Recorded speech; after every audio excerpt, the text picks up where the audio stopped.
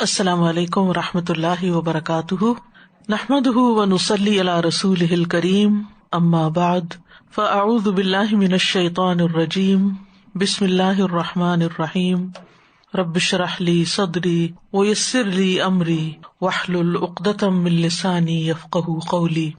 اہل جنت کے چہرے روشن اور مسکراتے ہوئے چہرے ہوں گے۔ سورۃ عبسہ میں فرمایا وجوہ یومئذ مسفرۃ ضاحکۃ مستبشرۃ، کچھ چہرے اس دن روشن ہوں گے، ہنستے ہوئے، بہت خوش۔ سفید چہرے ہوں گے۔ سورۃ آل عمران میں فرمایا وَأَمَّا الَّذِينَ ابْيَضَّتْ وُجُوهُهُمْ فَفِي رَحْمَةِ اللَّهِ هُمْ فِيهَا خَالِدُونَ، اور رہے وہ لوگ جن کے چہرے سفید ہوں گے سو اللہ کی رحمت میں ہوں گے، وہ اس میں ہمیشہ رہنے والے ہیں۔ تر و تازہ چہرے ہوں گے۔ سورۃ الغاشیہ میں فرمایا وجوہ یومئذ ناعمہ لسعیها راضیہ فی جنت عالیہ، کئی چہرے اس دن تر و تازہ ہوں گے، اپنی کوشش پہ خوش ہوں گے، بلند جنت میں ہوں گے، اپنے رب کی طرف دیکھنے والے چہرے ہوں گے۔ سورۃ القیامہ میں فرمایا وجوہ یومئذ ناظرہ الی ربها ناظرہ، اس دن کئی چہرے تر و تازہ ہوں گے، اپنے رب کی طرف دیکھ رہے ہوں گے، چہروں سے نعمت کی تازگی پہچان لی جائے گی۔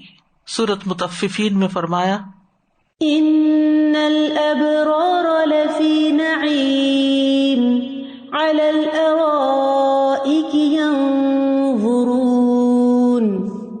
تعرف فی وجوہہم نضرۃ النعیم، بے شک نیک لوگ یقیناً بڑی نعمت میں ہوں گے، تختوں پر بیٹھے دیکھ رہے ہوں گے، تو ان کے چہروں میں نعمت کی تازگی پہچانے گا، یعنی نعمتوں کے آثار چہروں پہ نظر آئیں گے۔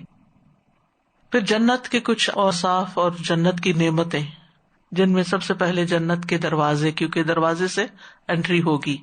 جنت کے 8 دروازے ہیں اور یہ دروازے کھلے ہوئے ہوں گے۔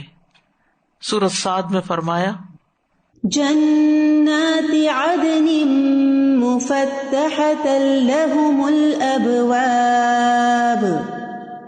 ہمیشہ رہنے کے باغات، اس حال میں کہ ان کے لیے دروازے پورے کھلے ہوں گے۔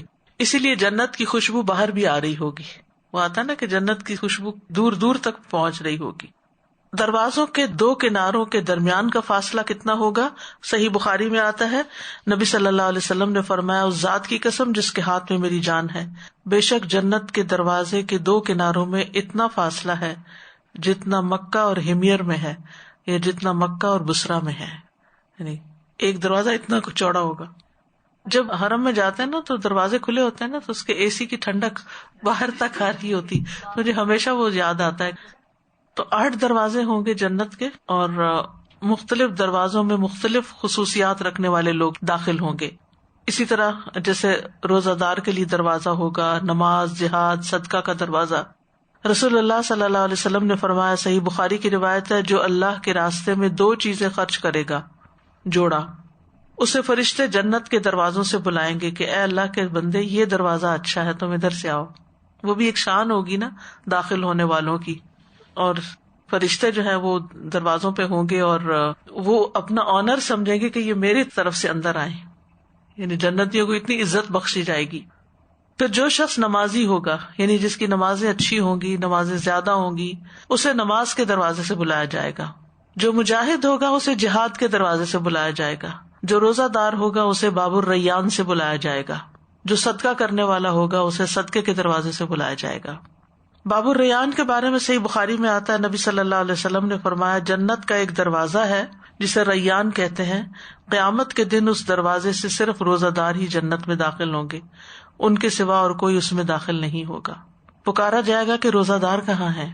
وہ کھڑے ہو جائیں گے، ان کے علاوہ اس سے کوئی اندر جانے نہیں پائے گا، اور جب یہ لوگ اندر چلے جائیں گے تو یہ دروازہ بند کر دیا جائے گا، پھر اس میں سے کوئی بھی اندر نہ جا سکے گا۔ obviously یعنی کہ فرض سے زیادہ، ورنہ تو سب کے ساتھ برابر ہو گیا نا. فرض روزے تو سبھی کے لیے، روزہ خور تو جنت میں نہیں جائیں گے، یعنی بغیر وجہ کے روزہ خور. پھر اسی طرح ایک اور دروازہ ہے جس کے بارے میں آتا ہے، قیس بن سعد بن عبادہ کہتے ہیں ایک مرتبہ ان کے والد نے نبی صلی اللہ علیہ وسلم کی خدمت کے لیے مجھے بھیجا. نبی صلی اللہ علیہ وسلم میرے پاس سے گزرے تو اس وقت میں نماز پڑھ چکا تھا. آپ نے مجھے اپنے پاؤں سے ٹھوکر ماری اور فرمایا کیا میں تمہیں جنت کے دروازوں میں سے ایک دروازے کا نہ بتاؤں؟ وہ لا حول ولا قوت الا باللہ ہے. یعنی لا حول ولا قوت الا باللہ کی انسان روز کم از کم تسبیح کرے. اب دیکھیں کہ لا حول ولا قوت الا باللہ غم اور فکر اور پریشانی کا بھی علاج ہے. جو چیزیں زندگی میں بڑی بھاری اور مشکل لگتی ہے نا، تو ان کے لیے انسان پڑھے لا حول ولا قوت الا باللہ، یعنی میرے میں تو قوت نہیں، میں کچھ تبدیل نہیں کر سکتی. حول تبدیلی کو کہتے ہیں کہ میں کچھ نہیں بدل سکتی، لیکن اللہ سب کچھ بدل سکتا ہے، سارے حالات بدل سکتا ہے. لا حول ولا قوت الا باللہ. اور یہ بھی کہا جاتا ہے کہ گناہوں سے بچنے کی کوئی حول، پھرنے کی کوئی حول مجھ میں نہیں، اور نیک کام کرنے کی کوئی قوت مجھ میں نہیں سوائے اس کے کہ اللہ ہی قوت دے. پھر جنت کے دروازوں سے لے جانے والے اعمال کون کون سے ہیں؟ سب سے پہلے شہادتین کی گواہی. عبادہ رضی اللہ عنہ کہتے ہیں، بخاری کی روایت ہے، وہ نبی صلی اللہ علیہ وسلم سے بیان کرتے ہیں کہ آپ نے فرمایا جس نے یہ گواہی دی کہ اللہ کے سوا کوئی معبود نہیں، یعنی معبود برحق نہیں، وہ اکیلا ہے، اس کا کوئی شریک نہیں، اور محمد صلی اللہ علیہ وسلم اللہ کے بندے اور اس کے رسول ہیں، اور عیسیٰ علیہ السلام بھی اللہ کے بندے اور اس کے رسول ہیں. نیز وہ اللہ کا ایسا کلمہ ہے، یعنی عیسیٰ علیہ السلام، جسے مریم تک پہنچایا گیا اور اس کی طرف سے روح ہے. جنت بھی حق ہے اور آگ بھی حق ہے، تو اس نے جو بھی عمل کیا ہوگا اللہ تعالیٰ اسے جنت میں داخل کرے گا. ولید کہتے ہیں کہ مجھے ابن جابر نے حدیث بیان کی، وہ عمیر سے روایت کرتے ہیں اور وہ جنادہ سے روایت کرتے ہیں، اور اس روایت میں اضافہ ہے کہ ایسا شخص جنت کے 8 دروازوں میں سے جس سے چاہے گا گزرے گا. تو یہ جو گواہیاں ہیں علم غیب کی جو ہمیں بتائی گئی ہیں، اور ان چیزوں کو اسی طرح ماننا جس طرح قرآن و سنت نے ہمیں بتایا ہے، ان پہ یقین کر لینا کہ یہ ایسے ہی ہے کہ اللہ ایک اکیلا معبود ہے، اور یہ کہ محمد صلی اللہ علیہ وسلم اللہ کے بندے ہیں اور رسول ہیں، اور عیسیٰ علیہ السلام بھی اللہ کے بندے، اور اس عقیدے میں کوئی خلل نہ ڈالا جائے. کیونکہ آپ دیکھیں بہت سے لوگ لا الہ الا اللہ بھی پڑھتے ہیں اور اس کے ساتھ اوروں کو بھی معبود بنائے ہوئے ہوتے ہیں. جنت کے بارے میں کہ یہ خیالی ہے، اور عقائد کے اندر طرح طرح کی خرابیاں پیدا کی ہوئی ہوتی ہیں. تو ان سب چیزوں سے بچنا چاہیے. ان کے معاملے میں یہ غیب علم وحی ہے، اس میں ہم اپنی طرف سے کوئی عقل کو نہیں لا سکتے، یعنی عقل سے ہم اس کو ایکسپلین نہیں کر سکتے. جس طرح ہے ویسے ہی اس کو مان لیا جائے. پھر ہے شرک سے بچنا. عبد الرحمن بن عائز کہتے ہیں ایک مرتبہ عقبہ بن عامر جوہنی مسجد اقصی نماز پڑھنے کے لیے روانہ ہوئے تو کچھ لوگ ان کے پیچھے ہو لیے. عقبہ نے ان سے ساتھ چلنے کی وجہ پوچھی کہ تم میرے ساتھ کیوں آ رہے ہو؟ انہوں نے بتایا کہ آپ نے چونکہ رسول اللہ صلی اللہ علیہ وسلم کی صحبت پائی ہے، اس لیے ہم آپ کے ساتھ چلنا پسند کرتے ہیں اور آپ کو سلام کرنے کے لیے آئے ہیں. عقبہ نے فرمایا کہ یہاں اترو اور نماز پڑھو. چنانچہ سب اترے. عقبہ نے نماز پڑھی، ان کے ساتھ باقی سب نے بھی نماز پڑھی. سلام پھیرنے کے بعد انہوں نے فرمایا کہ میں نے رسول اللہ صلی اللہ علیہ وسلم کو یہ فرماتے ہوئے سنا ہے کہ جو بندہ بھی اللہ عز و جل سے اس حال میں ملاقات کرے کہ اس کے ساتھ کسی کو شریک نہ ٹھہراتا ہو اور اپنے ہاتھوں کو کسی کے خون سے رنگین کیے ہوئے نہ ہو، یعنی کوئی قتل نہ کیا ہو، کسی پر ظلم زیادتی نہ کی ہو، وہ جنت کے جس دروازے سے چاہے اس میں داخل ہو جائے. فرائض کی ادائیگی.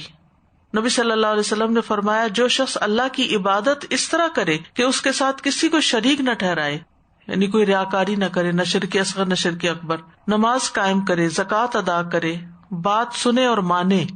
کیا ہے؟ بات سنے اور مانے، پہلے اس پہ یقین کرے پھر اس پر عمل کرے، تو جنت کے دروازوں میں سے جس میں سے چاہے گا اللہ اس کو داخل کرے گا. اور جنت کے 8 دروازے ہیں. وضو کے بعد کی دعا، اس پر بھی جنت کے دروازے کھلتے ہیں. رسول اللہ صلی اللہ علیہ وسلم نے فرمایا جو شخص وضو کرے اور کامل وضو کرے، اچھی طرح مل مل کے کرے، کوئی جگہ خشک نہ رہ جائے، پورا وضو کرے، ادھورا نہ کرے، ایڑیاں اور کونیاں خشک نہ ہو، پھر کہے اشہد ان لا الہ الا اللہ وان محمدا عبد اللہ ورسولہ، تو اس کے لیے جنت کے 8 دروازے کھل جاتے ہیں، ان میں سے جس دروازے سے چاہے داخل ہو جائے. پھر ہے اللہ کے راستے میں جوڑا دینا، یعنی ایک چیز کی بجائے 2 دینا، پیئر دینا. من انفق زوجین من شیء، کسی بھی چیز کا جس نے ایک جوڑا خرچ کیا، زوجین، تو اسے جنت کے دروازوں سے بلایا جائے گا کہ اے اللہ کے بندے ادھر آ، یہ دروازہ بہتر ہے۔ پھر جہاد فی سبیل اللہ، رسول اللہ صلی اللہ علیہ وسلم نے فرمایا تم پر اللہ تبارک و تعالیٰ کی راہ میں جہاد کرنا لازم ہے، کیونکہ جنت کے دروازوں میں سے ایک دروازہ ہے جس کے ذریعے اللہ غم اور پریشانی سے نجات فرماتا ہے۔ اور جیسا کہ آپ جانتے ہیں جہاد کا مفہوم وسیع ہے، اس سے مراد صرف قتال کرنا نہیں ہے، جہاد کا مطلب ہوتا ہے بہت بڑی کوشش کرنا، زیادہ محنت کرنا، جہد سے نکلا یہ، یعنی اللہ کے راستے میں، اللہ کے دین کی خاطر، اللہ کے دین کو پھیلانے کے لیے، چاہے دعویٰ کا کام ہو، چاہے تعلیم کا کام ہو، چاہے دین کی نصرت کا کام ہو۔ نصرت ہوتی ہے مدد، یعنی سپورٹ کرنا، کیونکہ سب لوگ دعویٰ نہیں دے سکتے، ان کو طریقہ نہیں آتا ہوتا کہ کیسے دعویٰ کریں، سب لوگ تعلیم بھی نہیں دے سکتے، لیکن نصرت سب کر سکتے ہیں کہ ٹائم دے دیں، پیسہ دے دیں، اپنی سکلز جو ان کے پاس ہیں وہ استعمال کریں۔ یعنی کبھی انسان کو صرف اپنی پریزنس کے ساتھ سپورٹ کرنا ہوتا ہے، وہ بھی ایک بڑی نصرت ہوتی ہے۔ یعنی کچھ لوگ کام کر رہے ہیں تو آپ ان کی ہمت بندائیں، نہ کہ ان کی ہمت توڑیں یا ان کو اللہ کے راستے سے روکیں، کیونکہ جو شخص کسی کو اللہ کے راستے سے روکتا ہے وہ اس کی دنیا آخرت دونوں برباد کرتا ہے، کیونکہ جب انسان اللہ سے دور ہوتا ہے تو اس کی پریشانیاں بڑھتی چلی جاتی ہیں۔ پھر اسی طرح اطاعت گزار اور فرما بردار بیوی۔ عبد الرحمن بن عوف کہتے ہیں رسول اللہ صلی اللہ علیہ وسلم نے فرمایا جو عورت 5 وقت کی نماز پڑھتی ہو، رمضان کے روزے رکھتی ہو، اپنی شرمگاہ کی حفاظت کرتی ہو اور اپنے شوہر کی اطاعت کرتی ہو، یعنی اس کی بات مانتی ہو، اس سے کہا جائے گا کہ جنت کے جس دروازے سے چاہو داخل ہو جاؤ۔ پھر ہے والد کی فرما برداری۔ ابو درداء کہتے ہیں میں نے رسول اللہ صلی اللہ علیہ وسلم سے سنا کہ باپ جنت کا درمیان والا دروازہ ہے، یعنی سینٹرل ڈور ہے۔ اب تمہاری مرضی اپنے والدین کا خیال رکھو یا چھوڑ دو۔ یاد رکھیے والدین کا حق صرف زندگی میں نہیں ہوتا، مرنے کے بعد بھی ہوتا ہے کہ آپ ان کے لیے کتنی دعا کرتے ہیں اور ان کے لیے کتنا صدقہ خیرات کرتے ہیں اور ان کے رشتہ داروں کا کتنا خیال رکھتے ہیں اور حتیٰ کہ ان کے دوستوں کا کتنا خیال رکھتے ہیں، یہ بھی بڑا ضروری ہے۔ آپ کو یاد ہے وہ واقعہ جب ابن عمر کئی سفر پہ جا رہے تھے تو ان کے ساتھ ان کا گدھا بھی تھا اور ان کا امامہ بھی تھا، تو انہوں نے اپنے والد کے ایک بدو دوست کو، وہ بدو ساتھ ہر وقت تھوڑی رہتا تھا حضرت عمر کے، لیکن اس کا کہا کہ یہ میرے والد جس سے محبت کرتے تھے، میل ملاقات کے لیے آتا ہوگا، تو والد اس سے محبت کرتے تھے، انہوں نے اپنا گدھا بھی دے دیا، اپنا امامہ بھی دے دیا کہ یہ والد کے دوست تھے۔ تو آج ہم سب کو بھی سوچنا چاہیے کہ ہم اپنے والدین کے اگر دوست نہیں تو رشتہ دار، اگر ان کے بہن بھائی زندہ ہیں یا ان کے بہن بھائیوں کے بچے زندہ ہیں یا کوئی، ان کو کس طرح ہم خیر یا فیض پہنچاتے ہیں، یہ بھی والدین کو ہی خوش کرنے کا سبب بنتا ہے۔ اور ان میں سب سے پہلے تو اپنے بہن بھائی آ جاتے ہیں۔ والدین کو اپنی اولاد کی کتنی فکر ہوتی ہے نا۔ پھر نابالغ بچے کی وفات، یعنی چھوٹا بچہ کسی کا اگر فوت ہو جائے، سنن نسائی کی روایت ہے، معاویہ بن قرہ اپنے والد سے روایت کرتے ہیں کہ ایک آدمی نبی صلی اللہ علیہ وسلم کے پاس آیا، اس کے ساتھ اس کا ایک بیٹا تھا۔ آپ نے اس آدمی سے فرمایا کیا تو اس سے محبت کرتا ہے؟ اس نے کہا اللہ آپ سے ویسی محبت فرمائے جیسے میں اس سے رکھتا ہوں، یعنی بہت زیادہ محبت کرتا ہوں، انتہا درجے کی۔ اب ہوا یہ کہ وہ بچہ فوت ہو گیا۔ آپ نے جب کئی دن اس شخص کو نہیں دیکھا تو اس کے بارے میں پوچھا تو آپ کو بتایا گیا، تو آپ نے اس کو بلایا، وہ آیا تو آپ نے فرمایا کیا تجھے یہ بات اچھی نہیں لگتی کہ قیامت کے دن تم جنت کے جس دروازے پر بھی جاؤ وہاں اسے پاؤ، یعنی وہ تمہیں ویلکم کرنے آئے گا، وہ بھاگتا ہوا تیرے لیے دروازہ کھولے۔ یعنی اگر تو صبر کرے، تمہاری اتنی عزیز چیز کھو گئی اور اس پر اگر تم نے صبر کیا، یعنی غم نہ کرو، اب اس کو آگے جا کے ملو گے۔ تو چھوٹے بچے جو ہیں، حتیٰ کہ وہ بچہ جو ماں کے پیٹ میں ہی فوت ہو گیا، وہ بھی کھینچ کے ماں کو جنت کی طرف لے جائے گا، کیونکہ والدین کو اپنی اولاد سے محبت بہت ہوتی ہے، اور اگر وہ ان کی زندگی میں فوت ہو جائے تو ان کے لیے بہت تکلیف دہ ہوتا ہے۔ یہ غم، یہ صدمہ بھلانا بڑا مشکل ہوتا ہے۔ اولاد کا غم سب سے بڑا غم ہوتا ہے، چاہے زندہ ہو چاہے فوت ہو، لیکن اگر انسان اس پہ صبر کرتا ہے اور اللہ سے راضی رہتا ہے اور اجر کی توقع رکھتا ہے تو اللہ قیامت کے دن اس کو بہترین شکل میں اجر عطا فرمائے گا۔ 3 بچوں کی وفات پر جنت کے 8 دروازوں کے کھلنے کی خوشخبری ہے۔ سنن ابن ماجہ کی روایت ہے، عتبہ بن عبد السلمی سے روایت ہے، وہ کہتے ہیں میں نے رسول اللہ صلی اللہ علیہ وسلم سے سنا، آپ نے فرمایا جس مسلمان کے 3 ایسے بچے فوت ہو جائیں جو گناہ کی عمر کو نہ پہنچے ہوں، معصوم چھوٹے، وہ جنت کے 8 دروازوں پر اس کا استقبال کریں گے. جس دروازے سے چاہے وہ جنت میں داخل ہو جائے، وہ اس کے آگے کھڑے ہوں گے. جنت کے دروازے سے فرشتے کی پکار آئے گی. ابو ہریرہ کہتے ہیں ایک فرشتہ جنت کے دروازوں میں سے کسی دروازے پر کھڑا ہو کر کہتا ہے کہ کون ہے جو اللہ کو قرض دے، کل اس کو اس کا بدلہ دیا جائے گا. ایک دوسرا فرشتہ دوسرے دروازے پہ کھڑا ہو کے کہتا ہے یا اللہ تیرے راستے میں جو خرچ کرنے والے ہیں ان کو نعم البدل عطا فرما اور روکنے والے کے مال کو تباہ کر دے. روکنے والے کے مال کو تباہ کر دے یعنی دینے والے کو اور دے. یہ فرشتے دعائیں کرتے ہیں. پھر جنت کے دروازے پر کچھ عمل رکاوٹ بھی بنیں گے. جندب بن عبداللہ سے روایت ہے، وہ کہتے ہیں کہ رسول اللہ صلی اللہ علیہ وسلم نے فرمایا اگر کسی میں استطاعت ہو کہ وہ اپنے اور جنت کے مابین مسلمان آدمی کے خون کی ایک لب بھی حائل نہ ہونے دے جسے وہ مرغی کے ذبح کرنے کی طرح بے قیمت سمجھ کر بہا دے تو وہ ایسا کر لے، کیونکہ وہ جب بھی جنت کے دروازوں میں سے کسی پہ جائے گا تو اللہ اس خون کو یعنی وہ جو اس نے بہایا ہوگا جنت کے رستے میں رکاوٹ بن جائے گا، وہ جنت میں داخل نہیں ہونے دے گا. اور یہاں پر یاد رکھیے کہ پورا مار دینا بھی نہیں، جیسے کسی کو زخمی کر دینا، جسے کسی کو ایسا نقصان دینا کہ جس سے اس کو تکلیف پہنچے، تو یہ بھی انسان کے لیے رکاوٹ کا باعث بن سکتا ہے. پھر جنت کے دروازے کھلنے کا وقت ہر پیر اور جمعرات کو. صحیح مسلم کی روایت ہے رسول اللہ صلی اللہ علیہ وسلم نے فرمایا پیر اور جمعرات کے دن جنت کے دروازے کھول دیے جاتے ہیں اور ہر اس بندے کی مغفرت کر دی جاتی ہے جو اللہ کے ساتھ کسی کو شریک نہیں بناتا سوائے اس بندے کے جس کی اپنے بھائی کے ساتھ دشمنی ہو، یعنی جس دل میں دوسروں کے لیے بغض ہے، عداوت ہے، نفرت ہے. کہا جاتا ہے ان دونوں کو مہلت دو یہاں تک کہ یہ صلح کر لیں. ان دونوں کو مہلت دو یہاں تک کہ صلح کر لیں. ان دونوں کو مہلت دو یہاں تک کہ صلح کر لیں. پھر رمضان کا پورا مہینہ جنت کے دروازے کھلتے ہیں. ابو ہریرہ کہتے ہیں رسول اللہ صلی اللہ علیہ وسلم نے فرمایا جب رمضان آتا ہے تو جنت کے دروازے کھول دیے جاتے ہیں اور آگ کے دروازے بند کر دیے جاتے ہیں اور شیاطین بیڑیوں میں جکڑ دیے جاتے ہیں. پھر ہے جنت کے درجات. جنت کے درجات، جنت کے مختلف درجے ہیں. سورۃ طٰہٰ میں اللہ تعالیٰ فرماتے ہیں وَمَن يَأْتِهِ مُؤْمِنًا قَدْ عَمِلَ الصَّالِحَاتِ فَأُولَئِكَ لَهُمُ الدَّرَجَاتُ الْعُلَىٰ جَنَّاتُ عَدْنٍ تَجْرِي مِن تَحْتِهَا الْأَنْهَارُ خَالِدِينَ فِيهَا وَذَلِكَ جَزَاءُ مَن تَزَكَّىٰ. اور جو اس کے پاس مومن بن کر آئے گا کہ اس نے اچھے اعمال کیے ہوں گے تو یہی لوگ ہیں جن کے لیے سب سے بلند درجے ہیں، ہمیشگی کے باغات جن کے نیچے سے نہریں بہتی ہیں، ان میں ہمیشہ رہنے والے. یہ اس کی جزا ہے جو پاک ہوا، من تزکا، جس نے تزکیہ کیا یعنی اپنے دل کو صاف کیا. لہم الدرجات العلی، بہت اونچے درجے. اسی طرح ایمان والوں کے لیے مختلف درجات ہیں.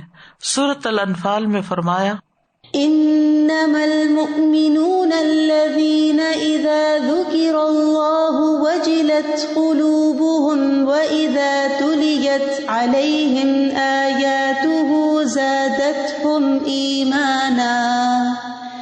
زادتهم ايمانا وعلى ربهم يتوكلون الذين يقيمون الصلاة ومما رزقناهم ينفقون أولئك هم المؤمنون حقا لهم درجات عند ربهم ومغفرة ورزق کریم.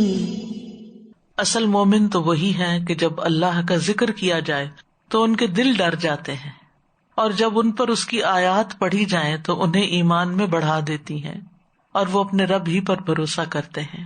وہ لوگ جو نماز قائم کرتے ہیں اور اس میں سے جو ہم نے انہیں دیا خرچ کرتے ہیں، یہی لوگ سچے مومن ہیں. انہی کے لیے ان کے رب کے پاس بہت سے درجے اور بڑی بخشش اور باعزت رزق ہے. تو اس میں اللہ کے ذکر کی بات بھی آ گئی، قرآن کی تلاوت کی بات بھی آ گئی کہ وہ کس طرح سنتے ہیں، نماز قائم کرتے ہیں، اللہ کے راستے میں مال خرچ کرتے ہیں، تو ایسے لوگوں کے لیے بلند درجے ہیں اور عزت والا رزق ہے. تو ہر ایک کے درجے ان کے اعمال کی وجہ سے ہیں، جیسا کہ سورۃ الانعام میں آتا ہے وَلِكُلٍّ دَرَجَاتٌ مِّمَّا عَمِلُوا. ہر ایک کے درجے کتنے؟ جتنا اس نے عمل کیا، جتنی نمازیں پڑھی، جتنا صدقہ خیرات کیا، جتنا ذکر اذکار کیے، جتنا آیات پڑھی اور توجہ سے سنی. شیخ الاسلام ابن تیمیہ کہتے ہیں کہ جنت کے مختلف درجات ہیں اور ان میں آپس میں بہت بڑا فرق ہے، یعنی ایک درجے سے دوسرے درجے میں بھی بہت بڑا فرق ہے. اور اللہ کے مومن اور متقی اولیاء ان درجات اور منازل میں اپنے اپنے ایمان اور تقوی کے مطابق ہوں گے. حدیث میں آتا ہے کہ جنت کے 100 درجے ہیں. بخاری کی روایت ہے، رسول اللہ صلی اللہ علیہ وسلم نے فرمایا، بے شک جنت میں 100 درجے ہیں جو اللہ نے اپنے راستے میں جہاد کرنے والوں کے لیے تیار کر رکھے ہیں. ان 2 درجوں میں اتنا فاصلہ ہے جتنا آسمان اور زمین کے درمیان ہے. جو جتنی محنت کرے گا اتنے ہی بلند درجے پہ پہنچے گا. لیکن آج دنیا میں تھوڑا سا ہم پہ کام دوسروں کی نسبت زیادہ آ جائے نا تو ہم فوراً دکھی ہو جاتے ہیں، فوراً جلنے کوڑنے لگتے ہیں. اور دوسرے تو آرام سے بیٹھے ہوئے ہیں اور میرے اوپر ڈبل ٹینشن ہے، مجھے یہ بھی کرنا ہے، مجھے وہ بھی کرنا ہے، مجھے وہ بھی کرنا ہے. اس کو تو یہ کام نہیں دیا گیا، مجھے ہی کیوں سارا کام دیا گیا. لیکن نتیجہ کتنا بڑا فرق ہو جائے گا اگر ہم صرف یہ سمجھے نا. اور یہ اللہ کے راستے میں جہاد کرنے والے، پہلے میں نے بتایا نا، یعنی اللہ کے دین کی راہ میں، چاہے دعوت کا کام ہو، چاہے تعلیم ہو، چاہے نصرت ہو، مال سے ہو، جان سے ہو، چاہے فی قتال ہو، کوئی بھی چیز ہو، تو اس میں ہر ایک کی جتنی ایفرٹ ہے، جتنی محنت ہے، جو اس نے خرچ کیا ہے، جو اس نے قربانی کی ہے، اس کے مطابق درجے ملیں گے. اور ایک ایک درجے میں آسمان زمین کا فرق پڑ جائے گا. ظاہر ہے کہ وہ پھر جو اوپر کی کلاس ہوگی وہ اوپر ہی کی ہوگی، اوپر والے ہی. لیکن اصول ضابطہ یاد رکھیے، وَلِكُلٍّ دَرَجَاتٌ مِّمَّا عَمِلُوا. درجہ ایسے ہی نہیں مل جائے گا، عمل کے مطابق ہوگا. دنیا میں اگر ہم سو کے وقت گزار رہے ہیں، لیزی ہو کے، کاہل ہو کے، پیچھے رہ کے، صرف دنیا ہی کے کھیل تماشے میں لگ کے، تو پھر وہاں ایسے مفت میں تو درجے نہیں حاصل ہو جائیں گے. ہم سب کو اپنے رویوں پہ غور کرنے کی ضرورت ہے. جتنی ہماری ڈیوٹی ہے، کام ہے، اس سے زیادہ ہی کرنے کی کوشش کریں، اور بن جتلائے بھی نہیں. کیونکہ بعض اوقات ہم کر بھی لیتے ہیں اور پھر سنا بھی دیتے ہیں کہ آپ کو کیا پتا میرا کتنا وقت اس میں چلا جاتا ہے، اور میرے ساتھ کے لوگ تو کچھ بھی نہیں کر رہے، وہ تو چھٹیاں انجوائے کر رہے ہیں اور کام مجھے کرنا پڑ رہا ہے، سب کے حصے کا کام میرے سر پہ آ گیا ہے. نہیں، کچھ بھی ہو کہیں یہ اللہ نے مجھے چنا ہے، اللہ نے مجھے زیادہ صلاحیت دی ہے نا، مجھے زیادہ وقت دیا ہے، مجھے زیادہ موقع دیا ہے، اللہ نے مجھے اس کام کے لیے چنا ہے، میں کیوں نہ محنت کروں. آپ دیکھیے نبی صلی اللہ علیہ وسلم کا ساتھ دینے والے ایک مہاجرین تھے، پھر دوسرے انصار تھے. ایک جماعت نے اپنے گھر بار چھوڑے اور دوسری جماعت نے اپنے گھر بار آفر کیے. تو ہر ایک کا اپنا ایک رول ہوتا ہے. تو ہمیں دیکھنا چاہیے ہمیں اللہ نے کیا دیا ہے جو دوسروں کو نہیں دیا. میرا امتحان اس میں ہے جو مجھے ملا ہے، اور اسی طرح ہر ایک کا امتحان اس میں ہے جو ہمت، طاقت، صحت، قوت اس کو ملی ہے، اس میں سے اس نے خرچ کرنا ہے. ہر ایک کا مال بھی برابر نہیں، ہر ایک کے وسائل بھی برابر نہیں ہے، ہر ایک کی پہنچ بھی برابر نہیں ہے. تو ایک اخلاص ہو اور دوسرے بے لوث کام ہو، بے لوث، کسی پہ بھی احسان جتائے بغیر. نہ بھی موقع نکل رہا ہو تو موقع نکال لیا جائے کہ میں کچھ کر لوں، یہ اپرچونٹی مجھے مل جائے، بجائے اس کے کہ انسان کہ میں کہیں چھپ جاؤں، کسی اور کے حصے میں پڑ جائے، میں بچ جاؤں کسی طرح. وہ کہتا نا، تو بچا بچا کے نہ رکھ اسے کہ تیرا آئینہ ہے وہ آئینہ، کہ شکستہ ہو تو عزیز تر ہے نگاہ آئینہ ساز میں. اللہ کی راہ میں ٹوٹیں گے تو زیادہ پیارے ہو جائیں گے، اس کے راستے میں تھکیں گے تو زیادہ اجر پائیں گے. تو ہر درجے کے اوپر ایک اور درجے کا فاصلہ. ابو سعید خدری کہتے ہیں نبی صلی اللہ علیہ وسلم نے فرمایا، جنتی لوگ اپنے سے اوپر بالا خانوں والوں کو اپنے سر اٹھا کر انتہائی شوق سے غور و خوض کرتے ہوئے اس طرح دیکھیں گے جیسے وہ دنیا میں کسی چمکدار، گہرے اور بہت دور کے ستارے کو دیکھتے ہیں، ایسے غور سے اور شوق سے جو آسمان کے مشرقی یا مغربی کنارے میں ہوتا ہے، کیونکہ دونوں درجوں کا فرق بہت زیادہ ہوگا. تو دنیا میں اگر ہم سے اوپر کسی کو کچھ بھی مل جائے، گاڑی زیادہ اچھی مل جائے، گھر زیادہ اچھا مل جائے، نوکری زیادہ اچھی مل، کچھ بھی، تو ایک رشک آتا ہے کہ دیکھو وہ تو کہاں پہنچ گیا، ہم کہاں کھڑے. تو وہاں پر بھی ایسے ہی ہوگا، انسان کہ دیکھو وہ وہاں پہنچ گیا اور میں یہاں ہوں. لوگوں نے عرض کیا یا رسول اللہ صلی اللہ علیہ وسلم، یہ تو انبیاء کے محلات ہوں گے جنہیں ان کے سوا اور کوئی نہ پا سکے گا. آپ نے فرمایا نہیں، اس ذات کی قسم جس کے ہاتھ میں میری جان ہے، یہ ان لوگوں کے لیے ہوں گے جو اللہ پر ایمان لائے اور انبیاء کی تصدیق کی. یعنی یہ عوام کے ہیں، انبیاء کا تو خیر مقام ہی کچھ اور ہے. اسی طرح جو اہل قرآن ہیں ان کے درجے صاحب قرآن آتا ہے عربی میں، اور اس سے مراد ہم لوگ حافظ قرآن لیتے ہیں. ابو سعید خدری رضی اللہ عنہ سے روایت ہے، وہ کہتے ہیں کہ رسول اللہ صلی اللہ علیہ وسلم نے فرمایا، قرآن والے، صاحب قرآن، حافظ ہو یا قاری ہو، اس سے قیامت کے دن جنت میں داخل ہوتے وقت کہا جائے گا قرآن پڑھتا جا اور جنت کے درجات چڑھتا جا. تو اس لیے دنیا میں ہر روز اپنے وقت کا کچھ نہ کچھ حصہ قرآن کی تلاوت کے لیے، اس کو سمجھنے کے لیے، اس کے اوپر غور و فکر کرنے کے لیے، اس کی کوئی بھی خدمت کرنے کے لیے ضرور نکالنا چاہیے، اور اس میں کوئی کمی نہیں کرنی چاہیے، ٹال مٹول نہیں کرنی چاہیے. وہ پڑھتا جائے گا اور ہر آیت کے ساتھ ایک ایک درجہ بلند ہوتا چلا جائے گا، حتیٰ کہ اسے جو آخری آیت یاد ہے، آخری چیز جو اس کے پاس ہے وہ بھی پڑھ لے گا، نہیں کچھ بھی نہیں چھوڑے گا، کیونکہ ہر آیت کے بدلے ایک درجہ اوپر. سبحان اللہ. پھر سوچئے کہ کہاں پر پہنچیں گے. دنیا میں تو اتنا فرق ہے ہی نہیں کسی کے بیچ میں، ایک ہی شہر میں رہتے ہیں، ایک ہی جیسی فیسلٹیز استعمال کرتے ہیں، سوائے اس کے کہ کسی کا 3 بیڈ روم کا گھر ہے تو کسی کا 5 کا ہے. اس سے زیادہ کیا کر لے، کوئی مینشن بھی کھڑا کر لے، کوئی بہت بڑا محل بھی کھڑا کر لے، تو رہنا تو ایک ہی جگہ ہے نا، ایک ہی بیڈ چاہیے سونے کے لیے. زیادہ بھی چیزیں ہو جائیں انسان کے پاس تو انجوائے نہیں کر سکتا ان کو. لیکن وہاں پر نہ نیند ہے نہ ہی کوئی اور مصروفیت. ایک چیز انجوائے کر لیں گے تو دوسرے تو تیسرے. آگے جنت کے کھانے آ رہے ہیں جو 70 قسموں کے، اور ہر کھانے کا رنگ الگ. جہنم والوں کا کھانا کالے رنگ کا اور جنت والوں کے 70 رنگ کے کھانے. تو انجوائمنٹ تو لمٹ لیس کہ انسان کبھی بور نہیں ہوگا. لیکن جنت کا سودا مہنگا. شروع میں نے حدیث آپ کو سنائی تھی ابتدا میں، الا ان سلعۃ اللہ غالیہ، کہ اللہ کا سودا بڑا مہنگا ہے، سستا نہیں ہے. محنت کرو، کام کرو، اور کام چوری نہیں. جو کر رہے ہیں نا اس پہ نہ راضی ہوا کرے، اور کیا کروں، اور پورے شوق کے ساتھ. ورنہ انسان دنیا کے کاموں میں تو پڑھ کے کبھی یہ کر لیا کبھی وہ کر لیا، وہ تو بڑھتے ہی جاتے ہیں. لیکن اللہ کے دین کے لیے بھی ضرور وقت نکالنا چاہیے اور لوگوں کو فائدہ پہنچانا چاہیے. وآخر دعوانا ان الحمد للہ رب العالمین. سبحانک اللہم وبحمدک، اشہد ان لا الہ الا انت، استغفرک واتوب الیک. السلام علیکم ورحمۃ اللہ وبرکاتہ.